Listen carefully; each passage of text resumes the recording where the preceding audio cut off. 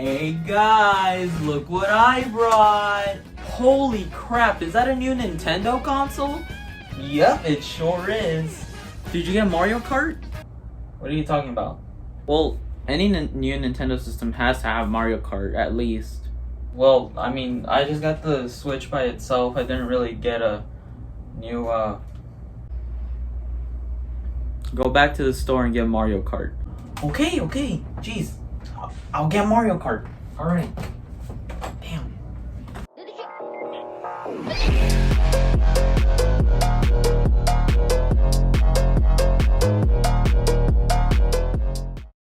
Hey guys, Hotpocket500 here. And as you could tell from that skit, that's basically my opinion of getting a Nintendo console. Anytime you have a Nintendo console, you gotta have Mario Kart on it. I just so happen to have Mario Kart 7 on my Nintendo 3DS. I also managed to have Mario Kart DS, and then I have Mario Kart 8, and Super Mario Kart, and Mario Kart 64.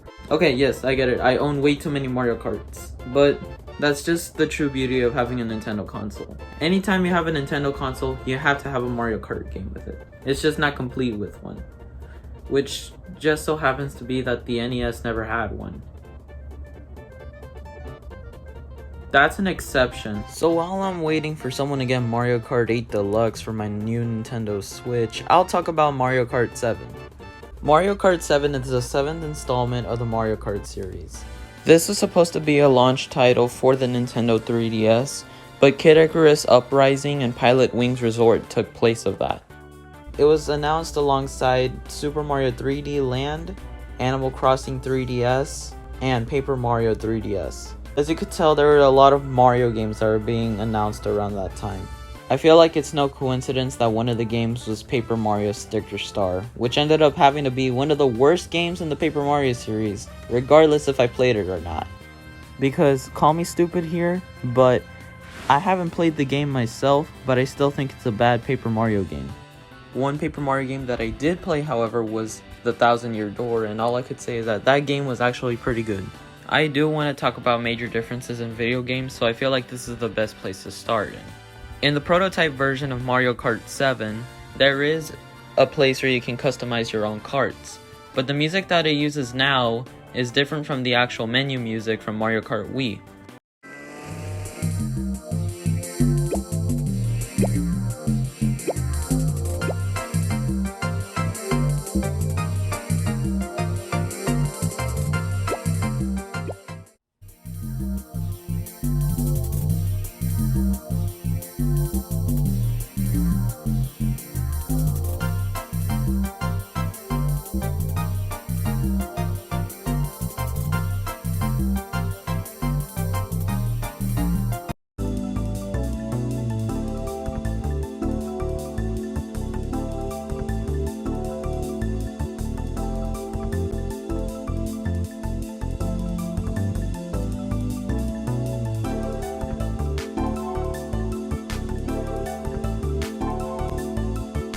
So now that that's out of the way, let's talk about some of my favorite tracks and some of my least favorite tracks. One Mario Kart track that I remember fondly was Daisy Hills in Mario Kart 7.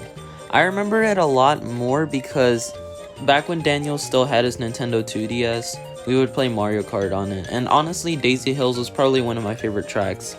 The little sheep were always so fun. Another favorite Mario Kart track that I have, a lot of people could probably agree on. Waluigi Pinball was my favorite track in not only Mario Kart DS, but also Mario Kart 7. With all of the graphics being updated and the inclusion of those, whatchamacallits, parachute thingies, I really don't know what you call them. These were honestly the best tracks in Mario Kart, especially the fact that now it's in Mario Kart 8, but you need the freaking booster pass to have it. But with everything good about Mario Kart, there has to be that one track that I don't like, and that probably has to be Wario Shipyard and Calamari Desert. Even though Calamari Desert is a retro track from the Nintendo 64, it's one of my least favorites on there.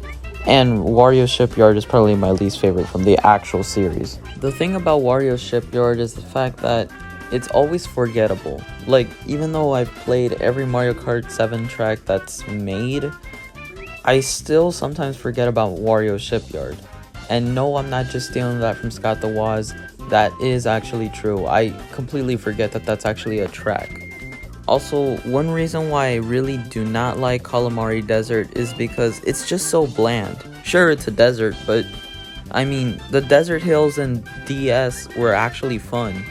And the GameCube desert levels were also pretty cool. It's just that when it came to Mario Kart 7's Calamari Desert, not even just that, but the Nintendo 64 Calamari Desert, they were just so bland, and the train didn't even make much of a gimmick either. But there's this one track that is my all-time favorite track in Mario Kart 7, and that is Mario Kart 7 Rainbow Road. So the thing about Rainbow Road is the fact that it's not just Rainbow Road. You're flying through space in this track. Not only are you riding on Saturn's rings, but you're also going through the moon. There's references of Super Mario Galaxy on here. It's honestly crazy. Also, you can turn on 3D for a good experience, but I don't recommend doing that. Well, that was perfect timing. Now that I got my Nintendo Switch bundle with Mario Kart on it, now I can finally play Mario.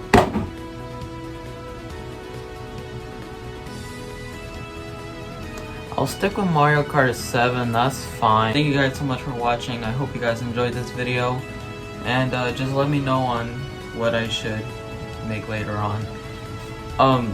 I was planning on making the PC to console games video earlier, but it's just that since the lack of actors, you know, being able to make time to record, I obviously couldn't make it through the deadline. So in return, I wanted to give you guys this video as a replacement for that.